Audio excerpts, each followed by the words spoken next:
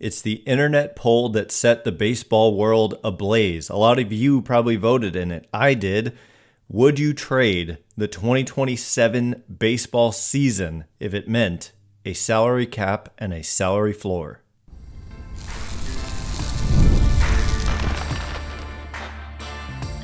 You are Locked On Giants, your daily San Francisco Giants podcast. Part of the Locked On Podcast Network, your team every day. Hello and welcome to Locked On Giants, part of the Locked On Podcast Network, where it's your team every day. My name is Ben Kaspick, and on the show we provide episodes 3 days a week through the month of February, back to 5 in March, talking about the San Francisco Giants in a way that's data-driven and rational, but also simple, passionate, and accessible to all. I'm a former contributor for the baseball statistics and analysis websites Beyond the Box Score and Rotographs. I've been podcasting about the Giants since 2015, hosting the show for coming up on 6 years, and I'm a lifelong Giants fan. Thank you for making Locked On Giants your first listen every day, 3 days a week for now, back to Monday through Friday in March, and then for 10 months after that. We're free and available wherever you get your podcasts, including YouTube. Check us out there if you have not already, and please hit that subscribe button wherever it is that you're following the show. Today's episode is brought to you by FanDuel. Right now, new FanDuel customers can get $150 in bonus bets if your first $5 bet wins. Download the app or head to FanDuel.com to get started. And where we get started is by finally circling around to this question I've been wanting to get to ever since I saw it. And this was published on MLB Trade Rumors on January 19th, and it says, poll, would you trade the 2027 MLB season for a salary cap? And there was later clarification, if you read the article, that the cap also meant that there would be a floor. So he writes, this is the owner of MLB Trade Rumors. I'm not sure how to say his last name, Tim, I think it's like Durkees is how you say it actually. But he says, for example, the drumbeat from fans, at least on social media, seems to be getting louder for a salary cap. It's hard to argue. If all 30 teams were capped at spending, say, $200 million on player payroll, the regular season playing field would be leveled significantly. There would be star free agents the Dodgers, Mets, and other big markets simply could not sign. The salary cap would be tied to league revenue and would rise accordingly. I'm not convinced, this is him giving his opinion, a salary cap and floor is the only way to improve parity, but it's the most obvious one. MLB owners have wanted a salary cap for a long time. You may recall that was the reason for the 1994 strike, which cost us the World Series that year. The players did not give in to the demand, though they did allow for the first luxury tax in subsequent years. So then he continued, I mean, the context really matters. I want to get to the results of the poll. Maybe we'll do that first. But basically, it's important to keep in mind that the current collective bargaining agreement expires on, is it December 1st, 2026? I believe is when it expires. I just was reading it and somehow I'm not seeing it now. But when they're talking about sacrificing the 2027 season, it's obvious that the current agreement, the collectively bargained agreement, is going to expire at the end of the 2026 season. So we've got this year and we've got next year. But then, as you may recall, there was a lockout last time, and I think that we're due for an even greater fight this time around. So without further delay, let's just get to the results of the poll. Of course, the caveat, this is not scientific. This is just people volunteering their vote. So, it's not a true representative of baseball fans necessarily, but it is interesting because they got 36,430 votes on this first question. The first question being, do you want a salary cap in the next MLB CBA, which is the collective bargaining agreement? Nice, tidy number here. 67%, 2/3 say yes. 1/3 says no. So that's a big deal that 2/3 of presumably fans, I mean, there's only so many people ownership can put out there to go, skew the results of this poll. 67% of respondents, let's just say, said they want a salary cap. And just for the record, that's a pro ownership as opposed to pro player position. The players do not want a salary cap. They want a free market. It means huge, enormous contracts like the one Juan Soto just got. And, I'll call out my dad, not call him out, but mention him. He's a fan of the show. Hey, Dad. He was arguing that it only matters to the players at the top. And so there is an argument to make like, okay, Juan Soto gets $765 million, but like Austin Slater, it doesn't really affect him. And Austin Slater comes to mind because he was the Giants union representative when he was here with the Giants. I don't know who it is now, but anyway, and he was on, I think, a small group, an even smaller group of players that were representing players. Anyway, the next question gets even spicier, and the results are also super tidy in that it's rounded to 50-50 in terms of the answers or responses. And that is, the question was, are you willing to lose the entire 2027 MLB season for a salary cap? And they should have clarified. They really should have, because it could have made a difference. And maybe they should do this again and have it in the language of the question, which is that, and there's clarification in the article, that they meant a salary cap and floor. Because you often I see the same stuff on social media all the time. People are saying, we need a salary cap and floor. Or someone will say, we need a salary cap, and someone will respond and say, no, we need a salary floor, or a cap and floor. And so I think that the results would possibly be quite different if the wording said, do you want a salary cap and floor? And that would mean like raising basically the amount that a lot of teams, raising the amount so that a lot of teams would have to spend more than they currently spend. Call it, I don't know, $100 million.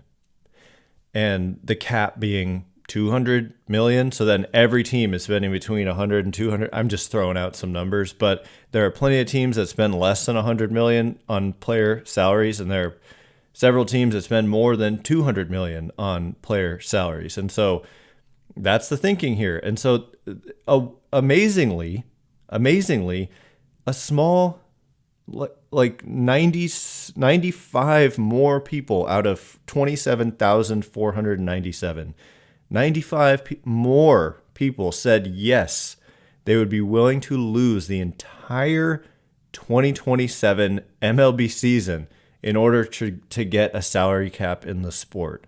And so, again, I'm just going to reiterate that this is not a scientific poll, because only people who chose to vote voted. It doesn't necessarily reflect, and only people who have MLB Trade Rumors and like looked at this, so it doesn't necessarily reflect baseball fans. A lot of people who voted are probably hardcore baseball fans, which actually may be even more surprising, because hardcore baseball fans such as myself, and probably the majority of you listening to this show today, would you lose? I mean, I want to know your thoughts. Maybe I'll do my own poll for Locked On Giants listeners. Would you really be willing to lose an entire season if it meant these changes that the players don't want? Because I think most fans these days are pro-player, anti-owner, and yet this is something that the players don't want and the owners do want. And so it's a very interesting little dynamic here with the results and the fan sentiment that aligns with ownership desires at a time when fans are fed up with owners. You know what I'm saying? And so it's because most fans are fans of teams that aren't these teams at the top. There's only a few teams. Like if you're a fan of the Dodgers or the Mets or maybe the Yankees, possibly there's one or two more. Those are the only fans who are like, no salary cap, please. We're happy with the way the system is. I think the rest of fans, the idea is that it would level the playing field, and it would. I mean, it's the most obvious way to do it, as Tim said in this piece. So Anyway, we will get more into this. I will reveal to you what I voted because I did participate in this poll. And we'll get into the topic, are the Dodgers ruining baseball? We'll talk about how it all relates to the Giants. And we'll also get into Farhan Zaidi finding a new role with, I want to say a new team, but it's not a new team. It's a certain team down south. We'll get into it in just a minute. And before we do, today's episode of Locked On Giants is brought to you in part by FanDuel. When the game tips off, the NBA action is just getting started, and there's no better place to get in on it than FanDuel, America's #1 sportsbook. With FanDuel, you can place live bets throughout the game. So even if you miss the opening tip-off or want to bet on a fourth quarter comeback, you can stay in the action. And if you're looking for a bigger payout, you can even combine your live bets into a same game parlay. I love using FanDuel's live betting feature because it keeps every moment of the game exciting. Whether I'm backing my team for a late game rally or picking a player to hit a clutch 3, I never feel like I missed my chance. Plus, the app is super easy to use, and when you win, you get paid instantly. Right now, new FanDuel customers can get $150 in bonus bets if your first $5 bet wins. Just visit FanDuel.com to join today. That's FanDuel.com for your first shot at $150 in bonus bets. Make every moment more with FanDuel, the official sports betting partner of the NBA. All right, as promised, I'm going to reveal what I voted in this poll and also get into the topic, are the Dodgers ruining baseball? That's been the hot topic of the offseason. Kind of love to hear it, love that people are saying it, but what do I think and how does it all relate to the San Francisco Giants? Where do they fall on this spectrum that has people in the game and just fans like discontent with the current structure of the league in general, especially like from a financial standpoint? Thanks again for making Locked On Giants your first listen today. We are 3 days a week through February. Pitchers and catchers report tomorrow. Oh my goodness, for the Giants. Some teams have already had it happen. And then position players report on Monday of next week. So less than a week from now, and then the games, spring training games, get started that Friday. So just over a week from now, the games get going, spring games. And so here we go. It's baseball season. The Super Bowl is over, thankfully. So how did I vote in this poll? And would I change my vote now that I've given it some more thought? So I surprised myself and voted yes to a salary cap in MLB. And the reason I surprised myself with that is because of what I've been saying. It's pro-owner, anti-player. But, people like my dad, hey dad, again, make a good point in that it doesn't really affect the vast majority of players. It affects the tippy-top tier of players. Now, in the second question, would you trade an entire season in order to get this? That is much harder a question.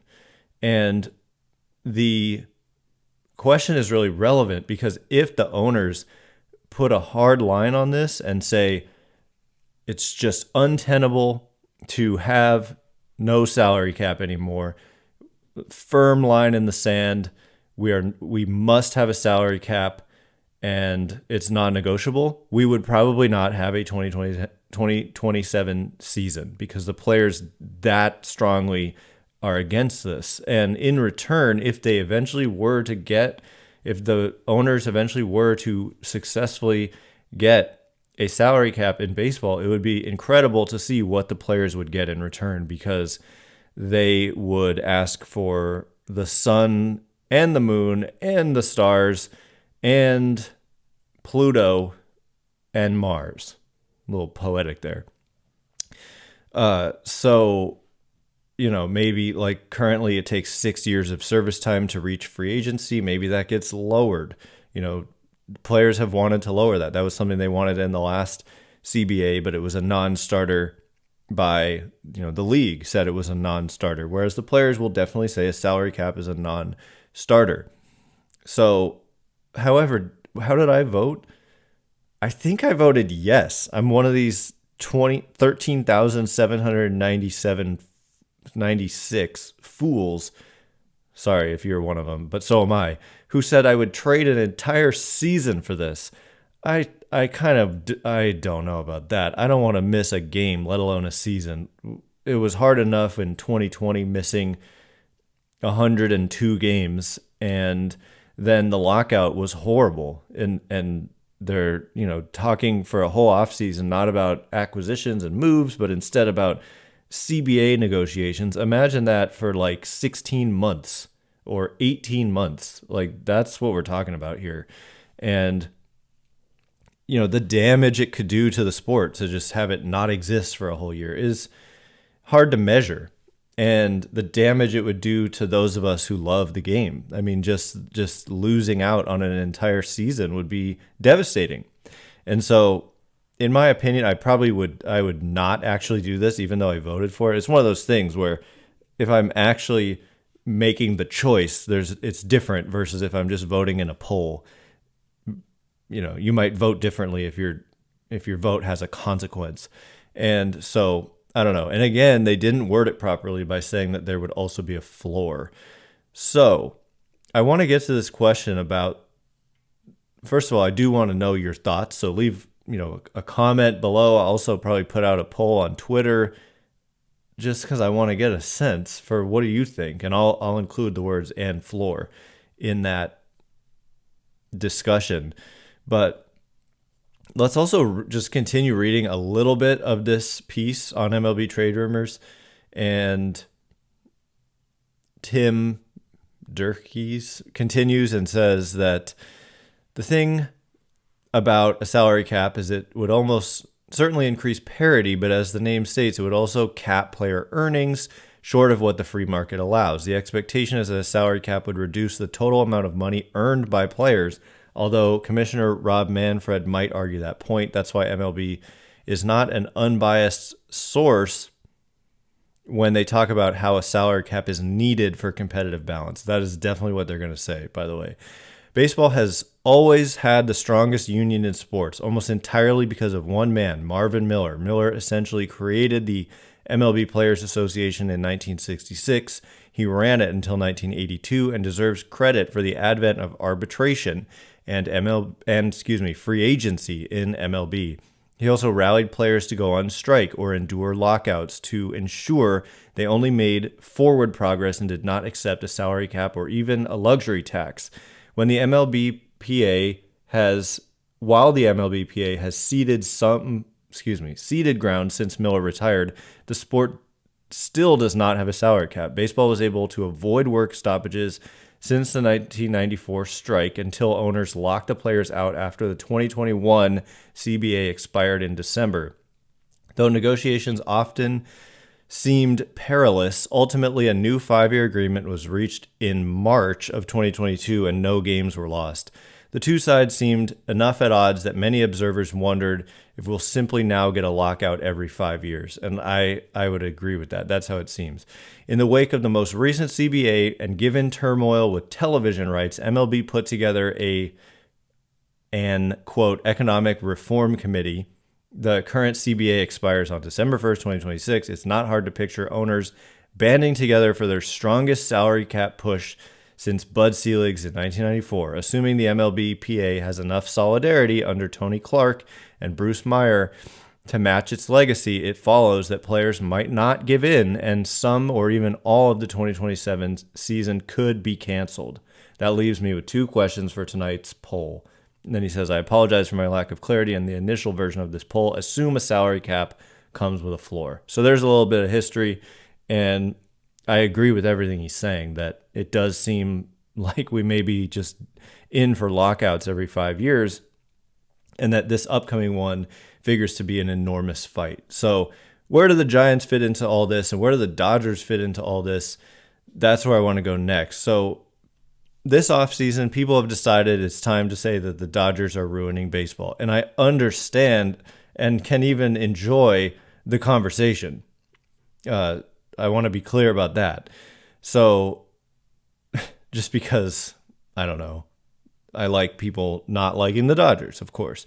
But the point is, they won the World Series. This time, nobody can really argue with the 2021, but people do anyway, which I find funny. But it just was a weird World Series, and so a lot of people discounted it. This time they won in a normal season against the New York Yankees, and they had just signed Shohei Ohtani. It was a $700 million contract with $680 million deferred, and they're signing all these players and all these deferrals, and then they got Roki Sasaki. They didn't even really have to pay for him because he wasn't eligible for a free agent contract because he hadn't been with his team in Japan for long enough. So they basically got, they just had to pay him a bonus, and now they have him on like a minor league contract essentially, and they'll just call him up to the majors and owe him the league minimum, even though he's an impact player. And so the Dodgers just continue to spend like they're printing money and acquire the best players, and it's like this snowball effect where they get stronger and stronger, and players want to join them, and it seems to have no end in sight. But it's easy to forget that a mere 16 months ago, this was a Dodgers team coming off a 100-win season, more games than they won last year with Shohei Ohtani. In 2023, the Dodgers won 100 games, and the division, of course. So they've won every year for seemingly eternity except 2021. And I think since 2013, to be specific, because the Giants won it in 2012. But they won 100 games in 2023, and they got a first-round bye. They ended up playing the 84-win Diamondbacks in the NLDS, and they got swept by the Diamondbacks. And of course, the Diamondbacks were the road team, so the first 2 games were in LA. They lost them both, and then they lost Game 3 in Arizona. And that was it. 100-win season, goodbye. And how many times have we seen these loaded Dodgers teams lose in the first round, second round? They've been to the World Series now, 3 times since 1988? Is that right? 2024, 2020, and 2017? One more time. They lost to the Red Sox as well in 2019? No, 2018. And 2018, I think. And so anyway, I think that there's a little bit of recency bias here. I get it. It's not like Juan Soto went there, right? They re-signed Teoscar Hernandez. They did sign Blake Snell, and they got Roki Sasaki. I think that pushed a lot of people over the edge. That was a different circumstance, though, because Roki Sasaki didn't cost anything. So he just kind of got to choose where he didn't cost nothing, but he didn't cost $250 million. So I think that just pushed a lot of people over the edge. But it's just easy to forget that in baseball, there's postseason parity, big time. And look no further than the 84-win Diamondbacks sweeping them in the NLDS. And the Dodgers in 2024 were 1 loss away with 2 chances. The Padres had 2 opportunities to win 1 game and knock them out in the NLDS again. And so we're talking 1 game goes different out of 2. And also they were an out away from losing game 1 against the Yankees. And so they could have easily gotten knocked out in the first round again. And then it would have been the total opposite story, which is the Dodgers just can't win in the playoffs. And so I think we have to be careful of these kind of narratives that come out of very fine margins of failure versus success in baseball and in the postseason. And that's where the Giants come in strongly, which is that there's a lot of obsession about where they finish in the division. And I keep pushing back on it. Like, I do not care. If you're not going to win the division, which if you're being realistic, expecting them to win the division is kind of insane. Could it happen? Yeah, we saw 2021. If you win 107 games, you might win the division. You might not against the Dodgers, honestly. But at the same time, the 84-win Diamondbacks, not only beating the Dodgers in that series, but going to the World Series. And they were close to winning game one, except they gave up a big home run in the ninth inning. So they may have very well won the World Series had they had a clean ninth inning from Paul Sewald. So we'll wrap up this discussion as it pertains to the Giants and their spending and just how getting into the postseason in baseball means you have a shot. And also talk about where did Farhan Zaidi end up? Not where you want, but also probably where you expected. So we'll get into all that in just a minute. And before we do,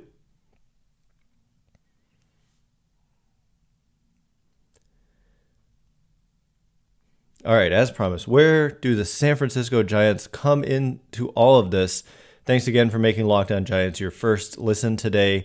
Everydayers, we got 2 more episodes coming at you this week. Bob Melvin did an interview with Brody Brazil that I'm going to listen to and give you any nuggets from that. Brody Brazil, good YouTube channel, highly recommended. And pitchers and catchers are reporting. We're going to start getting like info from spring training, which is great because it's great for content. And hopefully the Giants aren't done making moves, but spring training starts tomorrow, so we'll see what happens from here on out.